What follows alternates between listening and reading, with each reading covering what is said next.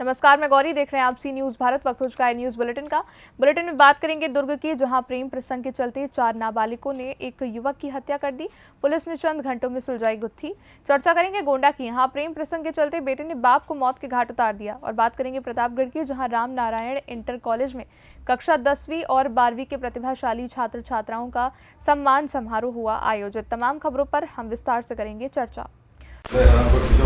खबर देवास से है, जहां मध्य प्रदेश के उज्जैन और इंदौर के बाद अब देवास में बवाल। अमरोसी स्कूल के पोलिंग क्रमांक 263 पर धांधली के चलते हुए तत्काल भाजपा के कार्यकर्ताओं ने मतदान बंद कराकर वरिष्ठ अधिकारियों को यहां पहुंचने के लिए फोन लगाया। यहां ड्यूटी कर रहे मुस्लिम अधिकारी यूनुस खान नामक पीठासीन अधिकारी खुद फर्जी वोटिंग करवा रहे थे। ऐसा आरोप भाजपा कार्यकर्ताओं ने लगाया, जिसे भाजपा के कार्यकर्ताओं ने रंगे हाथों पकड़ा। ये पोलिंग बूथ मुस्लिम बाहुल्य क्षेत्र का होकर यहाँ मुसलमानों द्वारा अवैध वोटिंग करवाई जा रही है। इस प्रकार की जानकारी यहाँ मौजूद लोगों द्वारा दी गई। यहाँ पर हम अभी खड़े हैं सेकेंडरी स्कूल पर। यहाँ पर हमको पूर्वाज से सूचना मिली कि कोई यहाँ पर विवाद की स्थिति बन रही है। मैं आई हूँ, मेरे साथ में पूरी पुलिस बल भी उपस्थित है। यहाँ आपत्ति ये थी कि जो यहाँ पर एक मतदान दल में से कोई व्यक्ति है, वो बिना पहचान के वोटिंग करा रहे हैं, पक्षपातपूर्ण करा रहे हैं। चूँकि ये जांच का विषय है, हम तत्काल मतदान को रोक नहीं सकते हैं।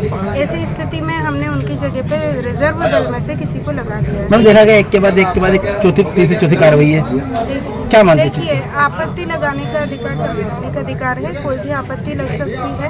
उसमें हम निर्णय जैसी भी स्थिति बनती है उस अनुसार निर्णय लेते हैं। पीठासीन अधिकारी में हम चेंज किया है जी, अब वो मुझे ये देखना है कि मतदान दल में से कौन व्यक्ति हमने पीठासीन किया है या P1, P2, P3 कौन चेंज किया है। लेकिन हमने जो संबंधित जिसके खिलाफ शिकायत थी उसको हमने अभी चेंज किया है। जांच का विषय है, ये बात का है, लेकिन तत्कालीन तौर पे मतदान प्रभावित ना हो ऐसी स्थिति को देखते हुए हमने रिप्लेस किया। यहाँ पे कितनी देर मतदान प्रभावित हुआ?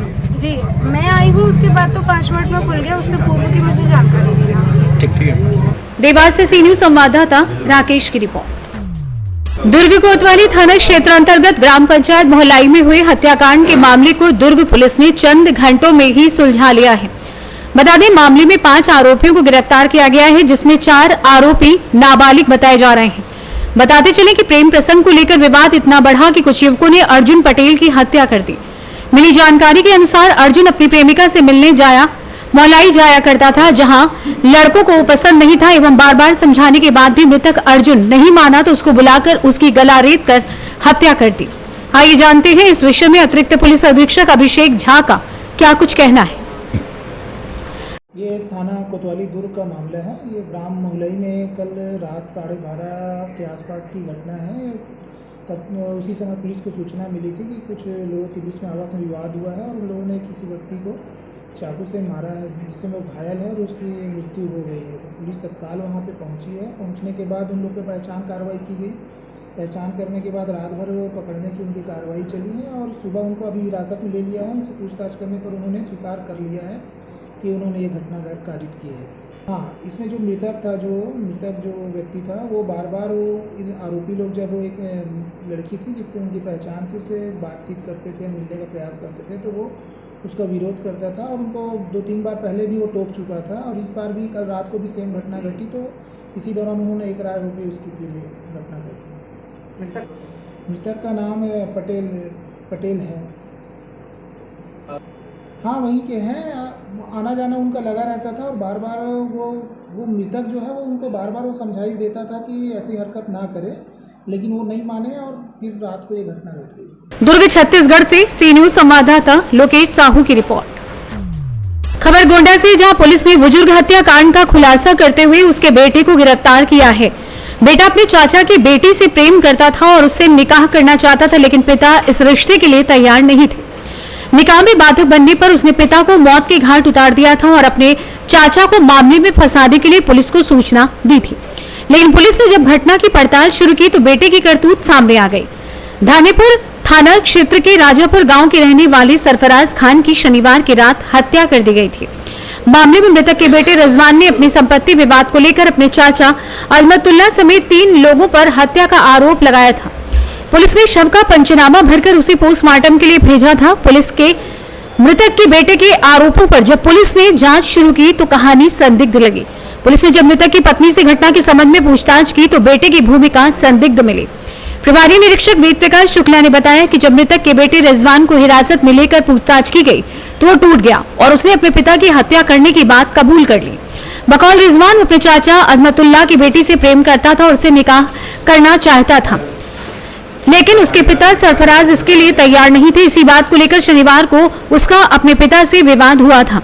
रात में सोते समय रिजवान ने घर में रखे सिलबट्टे से ताबड़तोड़ प्रहार कर पिता सरफराज की हत्या कर दी। वहीं पुलिस अधीक्षक विनीत जायसवाल ने घटना का खुलासा करते हुए बताया कि आरोपी बेटे रिजवान को गिरफ्तार कर लिया गया है। आइए जानते हैं इस विषय में एसपी विनीत जायसवाल ने आगे और क्या कुछ कहा। क्या है, कैसा है, क्या है पूरा मामला? देखिए, दिनांक 11/12 मई की देर रात्रि करीब 1 बजे डायल 112 पर थाना धानेपुर क्षेत्र निवासी रिजवान नाम के एक व्यक्ति द्वारा सूचना दी गई कि उनके पिता को कुछ हमलावरों द्वारा गंभीर रूप से घायल कर दिया गया है। इस सूचना पे तत्काल पुलिस द्वारा और उच्चाधिकारियों द्वारा मौके पर मौका मुआयना किया गया। घायल अवस्था में जो ये व्यक्ति थे, इस कॉलर के पिता, इनको तत्काल उपचार हेतु सीएचसी भिजवाया गया, जहां से बेहतर उपचार हेतु ये जिला अस्पताल रेफर हो गए और इलाज के दौरान इनकी मृत्यु हो गई। इस घटना के संबंध में जो मृतक हैं, उनकी पत्नी की लिखित तहरीर के आधार पर अज्ञात हमलावरों के विरुद्ध हत्या की धाराओं में मुकदमा पंजीकृत किया गया। सीईओ सदर के नेतृत्व में थाना धानेपुर पुलिस द्वारा 24 घंटे के भीतर इस घटना का सफल अनावरण करते हुए जो इसमें मुख्य आरोपी था रिजवान, जो इस घटना का कॉलर और इस मृतक का बेटा था, जो मुख्य हत्यारोपी, उसे गिरफ्तार किया गया है। उसके पास से आला कत्ल जो सिलबट्टा घर में रखा हुआ था जिससे ये घटना कारित की गई थी, वो सिलबट्टा भी पुलिस ने बरामद किया है।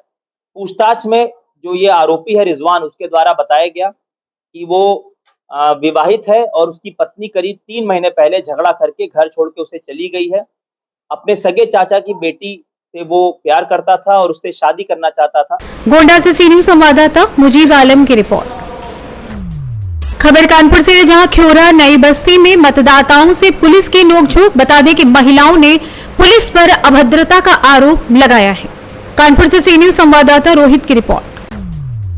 खबर प्रतापगढ़ से, जहां रामनारायण इंटर कॉलेज में कक्षा 10 और कक्षा 12वीं के प्रतिभा संपन्न छात्र छात्राओं का सम्मान समारोह संपन्न हुआ, जिसमें कक्षा 10 एवं कक्षा 12 में प्रथम, द्वितीय एवं तृतीय स्थान प्राप्त बच्चों को सम्मानित किया गया तथा अन्य बच्चों को बेस्ट परफॉर्मेंस के लिए सम्मानित किया गया।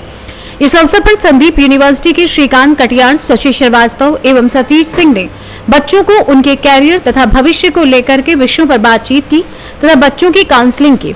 इस परिप्रेक्ष्य में मोशन कोचिंग कोटा के शहनवाज खान सर ने ऋषभ त्रिपाठी, उत्तर प्रदेश स्टेट हेड राजन वाजपेयी ने बच्चों को आईआईटी, जेईई एडवांस तथा नीट में सफल होने के लिए रामनारायण विद्यालय परिवार संस्थान की तरफ से बच्चों का मार्गदर्शन किया। प्रधानाचार्य विजयंत शर्मा द्वारा बच्चों को सम्मानित किया गया एवं उपस्थित अभिभावकों तथा आए हुए अतिथियों का आभार व्यक्त किया गया। संचालन का कार्य अनुराधा शर्मा ने संभाला। इस उपलक्ष्य में विद्यालय परिवार के सभी शिक्षक विजय कुमार दुबे, अजय पटेल, देवेंद्र पांडे, जयशंकर तिवारी, उदयराज, सुजीत शर्मा, नीलम, पूनम, अनुराधा मौर्य, सुनीता मौर्य, दीपा पांडे, लक्ष्मी जायसवाल आदि सभी शिक्षक उपस्थित रहे। प्रतापगढ़ से सी न्यूज संवाददाता रोहित जायसवाल की रिपोर्ट। फिलहाल के लिए बुलेटिन में बस इतना ही। देश दुनिया की बड़ी खबरों के लिए देखते रहिए आप सी न्यूज भारत।